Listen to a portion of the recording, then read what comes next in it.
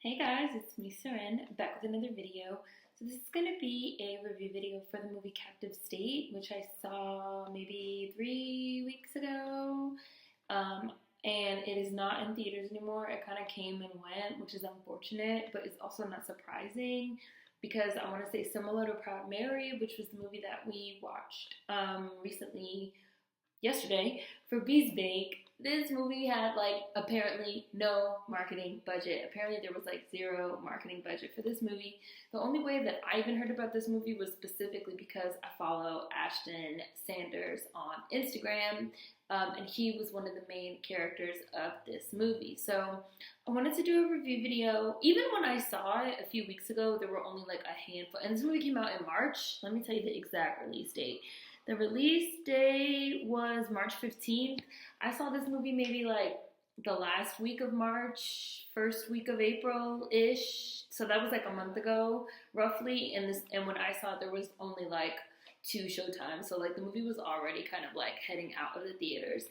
So I really enjoyed this movie. And I wanted to do this review because even though the movie is no longer in theaters, well, you might be able to find it somewhere near you if you live in, say, New York or something like that. But even though this movie is no longer in theaters, I wanted to do this review because I feel like we talk a lot about wanting to see more representation of Black actors and actresses and Black people in leads, and also Black people in speculative fiction and sci-fi and fantasy roles. This was a movie sort of about an alien invasion, and I kind of feel like movies come out and only certain types of movies and TV shows and artists and things of that nature get a push, and it's almost I don't know, it's really interesting to me to see what gets pushed and what doesn't get pushed, and what gets support and what doesn't get support, what gets marketing budget and what doesn't get a marketing budget. When we were talking about Proud Mary yesterday, and I also mentioned this in my review of Proud Mary, I was here's a movie that's a blaxploitation style movie, B-movie style, with Taraji P. Henson in the lead playing this really interesting, cool, sort of kick-ass, action figure.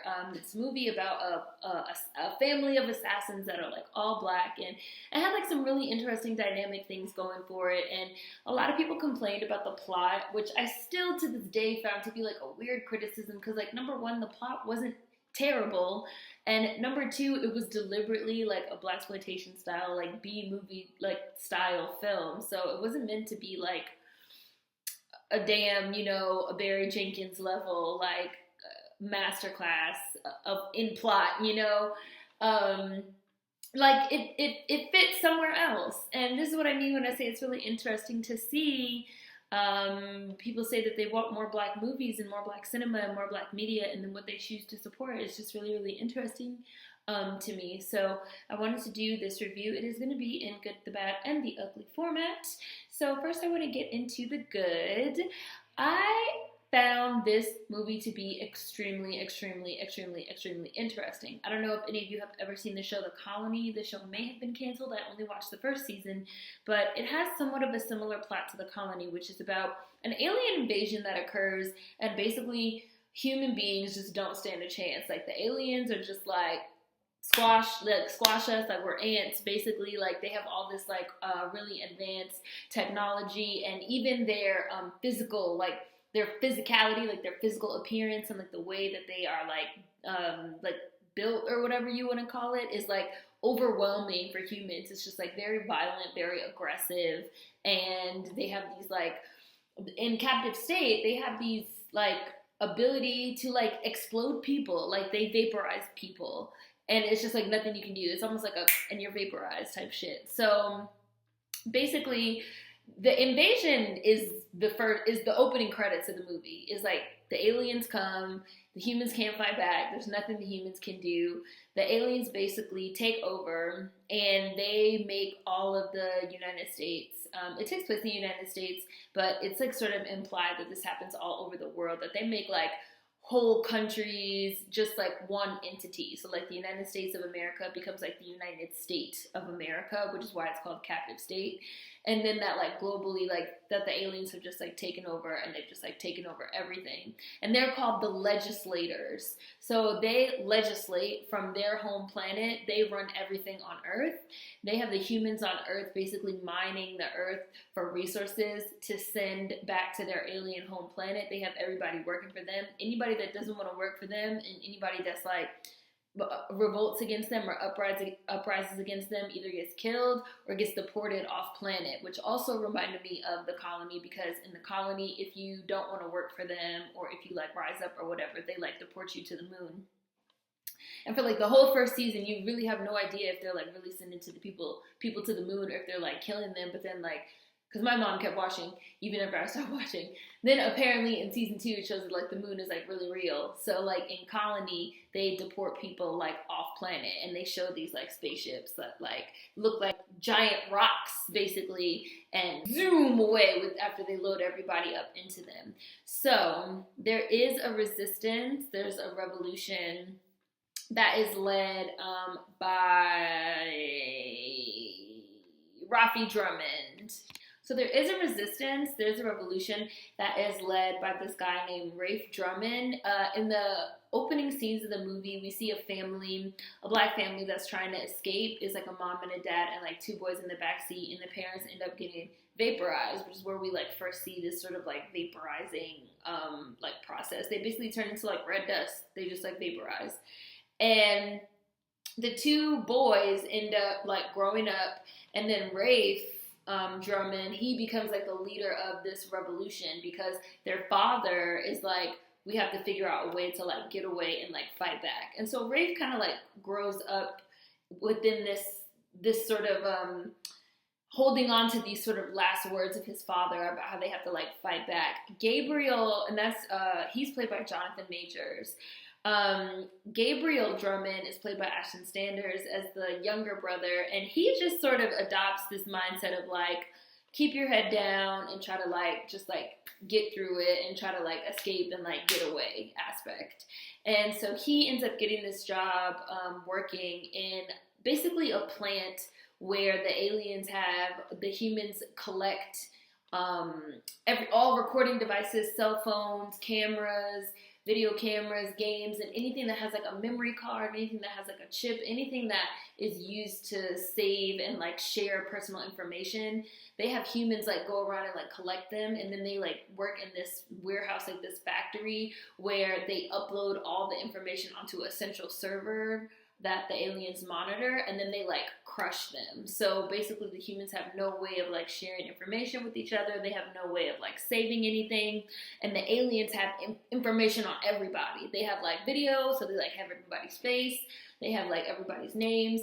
Everybody is also implanted with a tracker device like in their neck, so they can be tracked at all times. It's like it's a captive state. Like it's very much like a dystopia, like a utilitarian, like they're being ran by these aliens.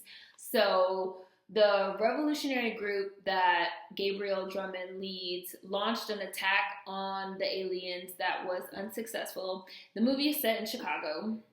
They launched an attack in Wicker Park in Chicago, where basically it ended up with Wicker Park getting like completely like destroyed, like blown up by the aliens. And it's believed that like everybody, like the whole like revolution, like died in the attack, right?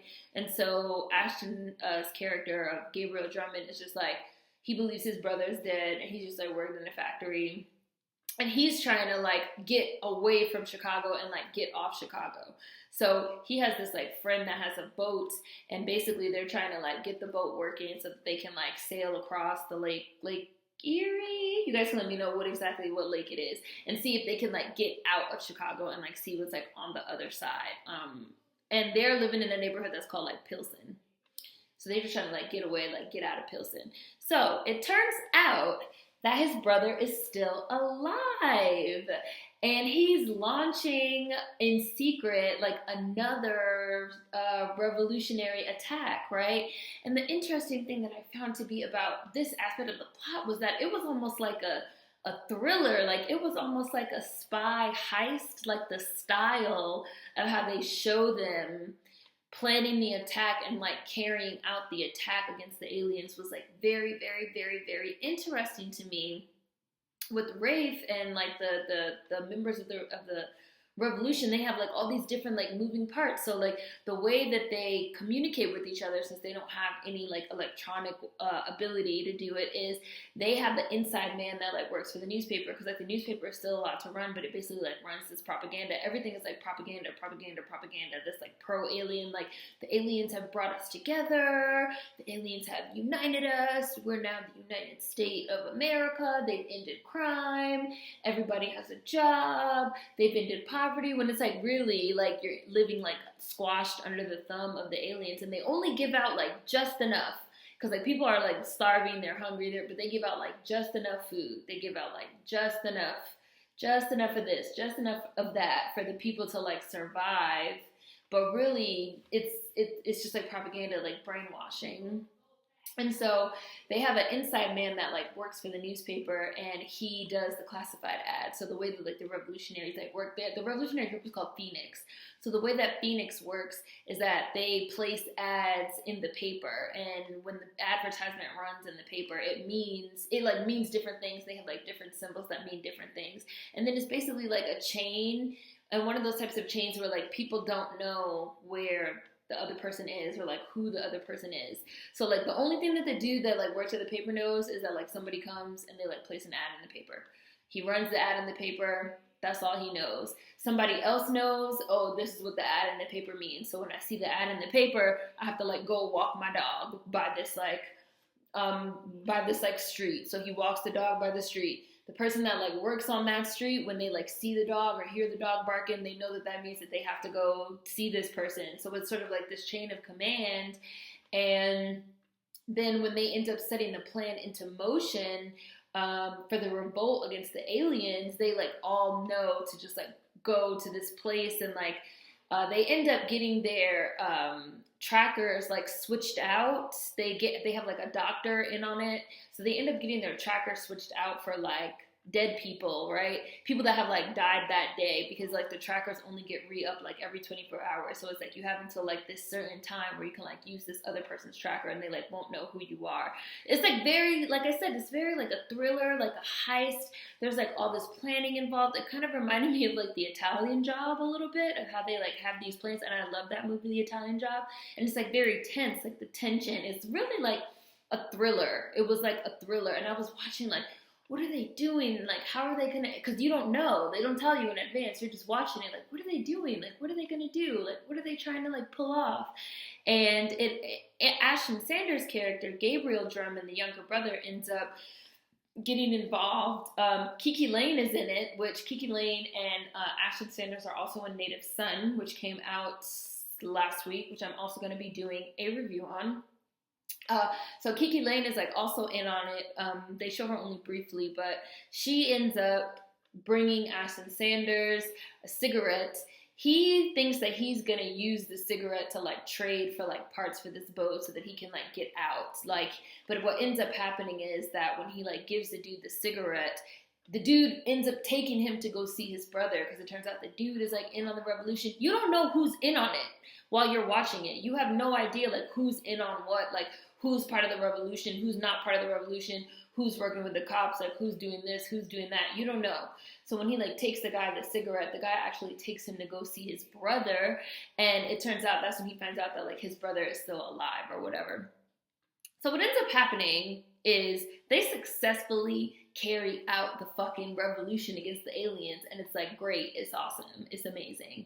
But then the older brother Rafe ends up getting captured, and they torture him, and they show Ashton Sanders' character Gabriel, they show him his older brother being tortured so that they can get him to like work as an informant inside of Phoenix. But then even that ends up being like, there ends up like being a twist there. There's a lot of like twist. There's a lot of like double agent, triple agent, who's working for who's working for that, who's working for this person, who's working for that person. And I love those type of plots. So I really enjoyed the plot of this movie. but instead of it being like a typical sort of thriller spy versus spy, you know, heist movie, it's set against this backdrop of this like alien invasion with these two brothers, these like black boys in the center of it, and set in Chicago. So like all that stuff was like great. Like Jonathan Majors, who played Rafe Drummond, was like acting his ass off. Ashton Sanders as Gabriel Drummond was amazing, acting his ass off. I really enjoy Ashton Sanders acting. I want to see him in more things. I think he has like a really rare, exceptional talent, and I really want to see him like blow up. Like I could see him, and he's so young, like he's like 23 or something like that. And I could see him like growing into, we've talked previously about like who's going to be like the next like Black American like actor, who's going to be like the next Denzel, you know, something like that. I could see Ashton Sanders like stretching and like growing into that role. The acting was really good. I really enjoyed the plot. The special effects were really awesome. The depiction of the aliens was really weird and fucking creepy. And the depiction of like of the captive state of America being run by the legislators as this sort of like utilitarian like state was really interesting. And obviously the aliens are being used as like a metaphor for like oppressive like governmental structure, which I really enjoyed. And even seeing like the sort of aspect of it where, you know, the older brother gets captured and he's being like, and the younger brother is then used, that type of stuff like really goes on, right? So there was like a little bit of like some war.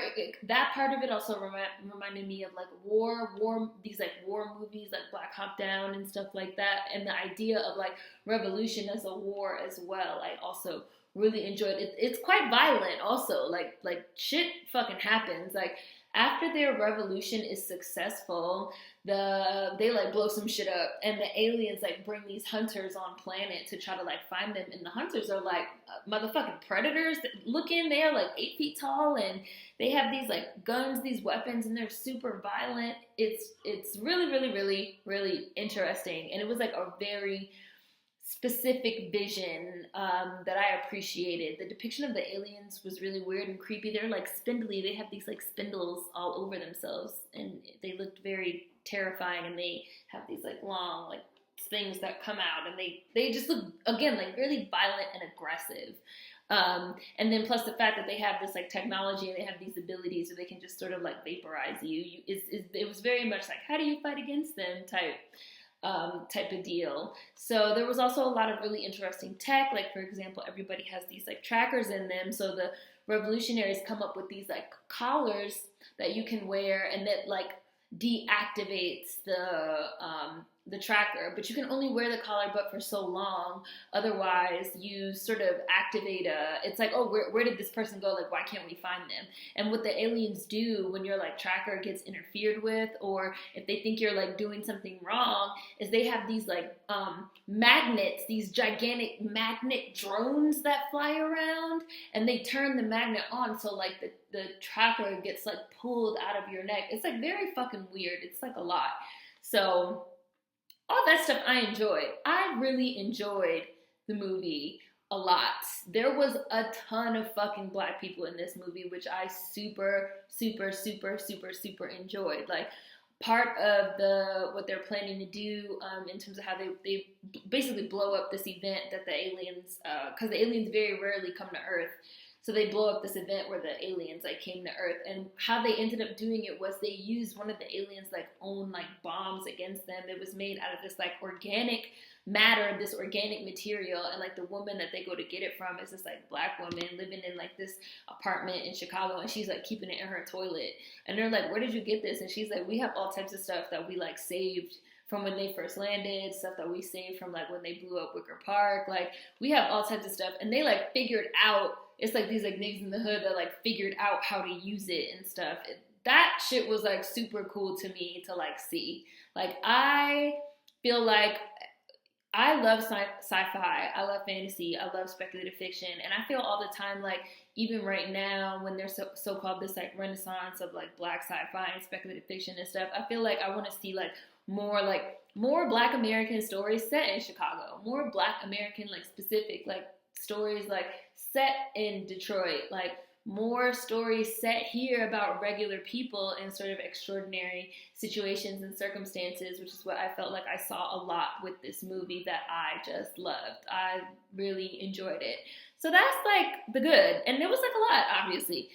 The only thing I'll say that I didn't like in terms of like the bad was there was a lot of like useless like white people that got thrown in like very small roles for no reason whatsoever. Like Ashton Sanders, his like friend in the movie is like Machine Gun Kelly, but it's like not even a large role. It just seems like, oh, we just wanted to like have a random white person in it. It's like a lot of like little random ass roles like that. Then you just like, why is this white person in the movie? And like they only have like 3 lines. Like, why are they even talking? Like, what's even the point?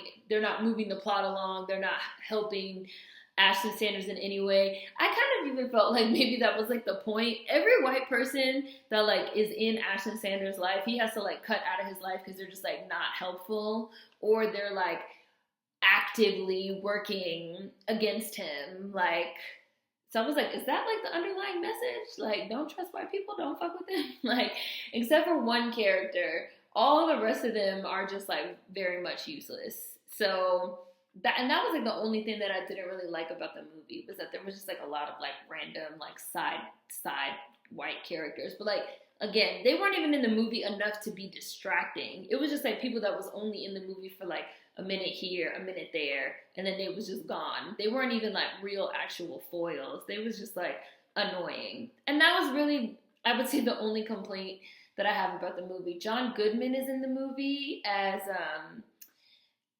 a police. I actually don't want to like spoil certain things about the movie. It might sound like this review has a lot of spoilers, but it actually really doesn't, because there's like some pretty significant twists. But John Goodman is in the movie as the police chief, and he is basically hunting Ashton Sanders' character and like his brother, because he's trying to like find Phoenix and like figure out like what are they doing with the revolution, because like the police department works for the aliens now. And so basically he's sort of like acting as a foil to them, and he's white.